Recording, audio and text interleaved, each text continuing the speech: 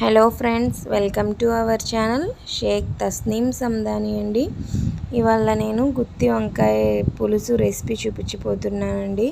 నా style recipe ఒకసారి try చేసి చూడండి, చాలా బాగుండిద్ది. మీకు నచ్చితే నా ఛానల్ని సబ్స్క్రైబ్ చేసుకోండి, లైక్ చేయండి, షేర్ చేయండి.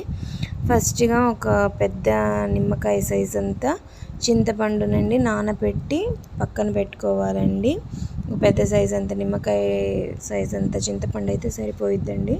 దాని తర్వాత ఒక కప్పు వేరుశనగ పల్లీలండి మిక్సీ జార్లో వేసుకొని వాటర్ కూడా వేసుకొని మెత్తగా పేస్ట్ లాగా మిక్సీ పట్టుకోవాలండి. మెత్తగా అయిపోవాలండి, ఒక చిన్న పలుకు కూడా లేకుండా పేస్ట్లా అయిపోవాలి.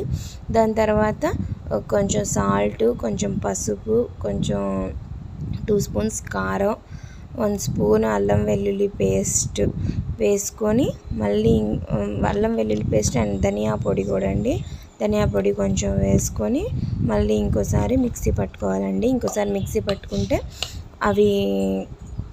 మిక్సీ పట్టుకుంటే ఆ పేస్ట్లన్నీ బాగా మిక్స్ అవుతాయండి ఆ పేస్ట్లోకి.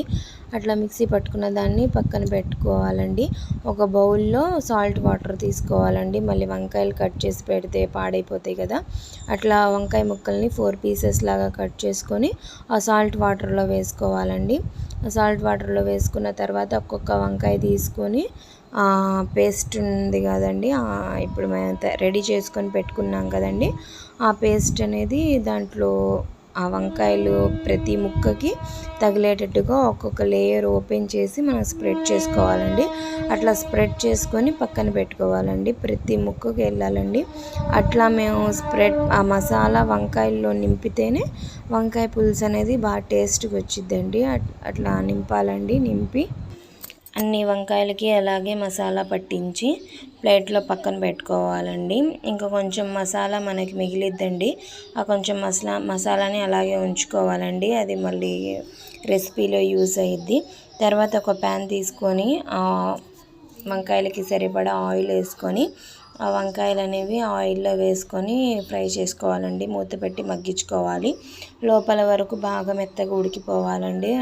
2 సైడ్స్ తిప్పుతూ ఫ్రై చేసుకోవాలండి. ఎక్కువ తిప్పకండి, మళ్ళీ ఇరిగిపోతాయి. కొంచెం స్లోగా తిప్పుకుంటూ ఫ్రై చేసుకోవాలండి. లోపల వరకు బాగా మగ్గాలి. బాగా ఫ్రై చేసుకుంటేనేనండి మళ్ళీ పులుసులోకి మనకు టేస్ట్గా ఉండిద్ది. అలాగా మెత్తగా ఫ్రై అయ్యిందండి. మెత్తగా ఫ్రై అయ్యాక ఒక ప్లేట్లోకి తీసుకోవాలండి పక్కకి. ఇంకా కొన్ని వంకాయలు ఉన్నాయి కదండి, అవి ఇంకో ట్రిప్గా ఫ్రై చేశానండి నేను. ఆ 4 వంకాయస్ కూడా వేసేసి ఫ్రై చేశానండి. ఇంకా మనకు చిన్న సైజు ఆనియన్స్ అయితే 4, పెద్దవైతే 3 వేసుకొని మిక్సీ జార్లో కొంచెం బరగ్గా గ్రైండ్ చేసుకోవాలండి. బరగ్గా గ్రైండ్ చేసుకొని ఇంకో ప్యాన్లో ఆయిల్ వేసుకొని ఆ పేస్ట్ చేసుకున్న ఆయిల్లో వేసి గోల్డెన్ బ్రౌన్ కలర్ వచ్చేదాకా మనం ఫ్రై చేసుకోవాలండి. పచ్చి వాసన అనేది అసలు ఉండకూడదండి ఆనియన్స్లో. బాగా ఫ్రై చేసుకోవాలండి. బాగా ఫ్రై చేసుకున్న తర్వాత ఇంకో స్టవ్ మీదేమో నేను మిగిలిన 4 వంకాయలు ఉన్నాయి కదండి, అవి ఇంకో స్టవ్ మీద మగ్గిస్తున్నాను. ఇంకో సైడ్ ఈ ఆనియన్స్ ఫ్రై చేస్తున్నానండి. అట్లా అవి కూడా మగ్గిపోయినాయి, అవి కూడా తీసేసి పక్కన పెట్టేశాను. ఇంకా ఈ ఆనియన్స్ ఫ్రై అవుతున్నాయి కదా, దీంట్లో పచ్చిమిర్చి, కరివేపాకు వేసుకొని ఫ్రై చేసుకోవాలండి. కొంచెం అవి కూడా స్మెల్ పోయే పచ్చిమిర్చి మగ్గే వరకు. తర్వాత ఒక 1.5 స్పూను అల్లం వెల్లుల్లి పేస్ట్, కొంచెం ఉప్పు వేసుకొని అల్లం వెల్లుల్లి పేస్ట్ పచ్చి వాసన పోయేదాకా ఫ్రై చేసుకోవాలండి. దాని తర్వాత కొంచెం పసుపు వేసుకోవాలండి. పసుపు కొంచెం చూసి వేసుకోవాలండి, ఇందాక ఆ పేస్ట్లో కొంచెం పసుపు ఉంది కాబట్టి అది చూసి వేసుకోవాలి. ఇంకా మిగిలిన పేస్ట్ కూడా వేసి ఫ్రై చేసి ఒక కప్పు ఫుల్ ఆఫ్ టొమాటోస్ చిన్న చిన్న పీసెస్గా కట్ చేసుకొని వేసుకోవాలండి. ఆ టొమాటోస్ కూడా బాగా మెత్తగా మగ్గిపోవాలండి. బాగా మెత్తగా మగ్గిపోవాలి, అందుకే చిన్న చిన్న పీసెస్గా కట్ చేశానండి. ఆ చిన్న చిన్న పీసెస్ అయితే తొందరగా మగ్గిపోతాయి. ఒక 5 మినిట్స్లో ఆ టొమాటోస్ కూడా మగ్గిపోయినాయండి. మెత్తగా మగ్గిందో లేదో టొమాటోస్ చూసుకొని మగ్గినాక దాంట్లో ఒక 1/2 స్పూను ధనియాల పౌడర్ వేసానండి. ధనియాల పౌడర్ వేసి ఒక 2 మినిట్స్ ఫ్రై చేసుకున్నాను.